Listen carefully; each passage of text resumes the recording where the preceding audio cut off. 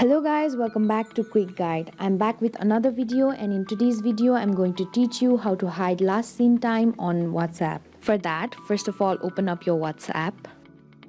After you open up the app, on bottom right corner you'll see the option of settings. Tap on it. Now tap on account. After that, tap on privacy. After that, tap on last seen. There are three options. If you tap on everyone will be able to see your last seen. If you tap on my contacts, people from your contacts will be able to see your last seen.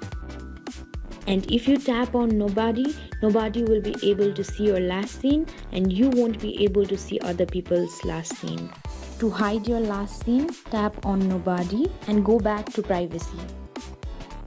Now the update has been made. This is how you hide last seen time on WhatsApp.